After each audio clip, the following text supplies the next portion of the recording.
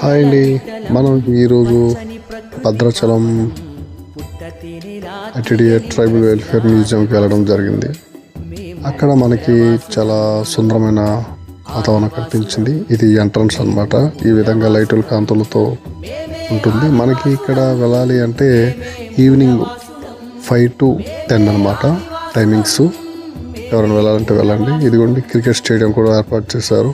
సుందరంగా అలంకరించారు. ప్రతి దాన్ని లైటింగ్ కాంతులతోటి చూడముచ్చటగా. పిల్లలు వస్తే ఎవరైనా ఇక్కడ కిడ్స్ ఆడుకోవడానికి ఇక్కడ కనిపించే ఈ ప్లేస్లో ఎటువంటి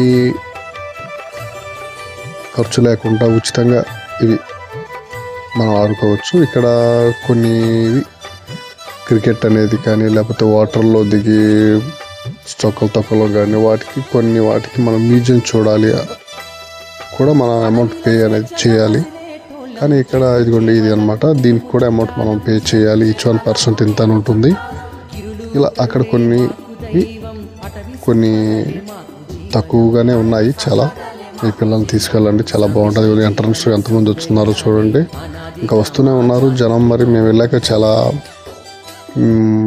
క్రౌడ్ ఎక్కువైపోయింది. మరి మేము ఎర్లీగానే వచ్చాం కాబట్టి మాకు కొంచెం పర్లేదు, బాగానే అనిపించింది.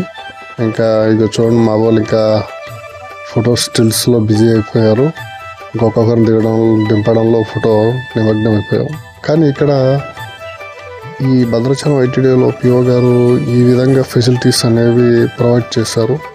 నిజంగా ఇక్కడ ప్రతిదీ కూడా గిరిజనుల యొక్క సాంప్రదాయాన్ని తెలియజేసేలాగా ప్రతి దాన్ని కూడా ఎంతో ఇష్టంతో, ఎంతో ప్రొఫెషనల్తో చక్కగా మన ఆదివాసులను కూడా అడిగి ఏది బాగుంటుంది ఏది అని చక్కగా అన్ని సవ్యంగా వారికి తగ్గట్లుగా ఆదివాసులు జీవన విధానం ఎలా ఉంటుందో అదే విధంగా ఉండే విధంగానే ఉండాలని చాలా పట్టుబట్టారు ఆయన.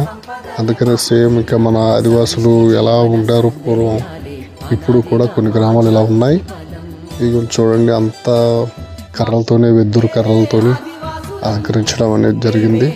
పూర్వంలో ఇల్లు అనేవి ఇలాగే ఉన్నాయి. ఇప్పటికి కూడా కొన్ని గ్రామాలు, కొన్ని గుడాలు కూడా ఇలానే ఉన్నాయి. ఆదివాసులు జీవన విధానం కూడా ఈ విధంగానే ఉంది. అభివృద్ధి చెందారంటారు కానీ కొన్ని గ్రామాలు ఇంకా ఇప్పటికీ ఇలానే ఉన్నాయి.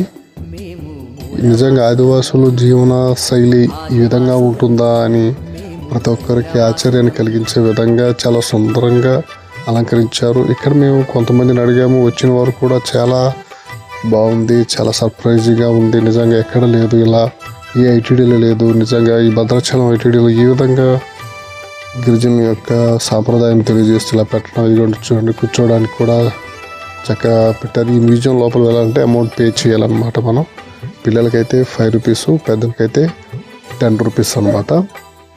అక్కడ కొన్ని బ్యాగ్స్ ఉన్నాయి, మీకు ఆ మెనూ చార్ట్ అనేది చూపిస్తాము. చూడండి, వీడియో పూర్తి వరకు అన్ని వివరంగా ఇచ్చాము.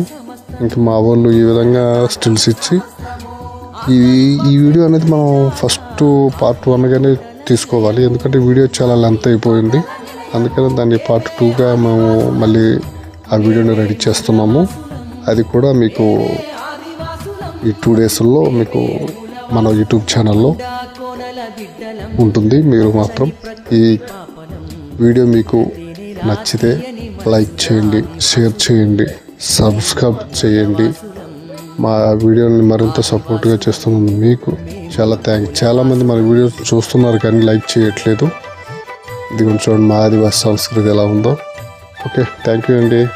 పార్ట్ 2లో కలుద్దామండి.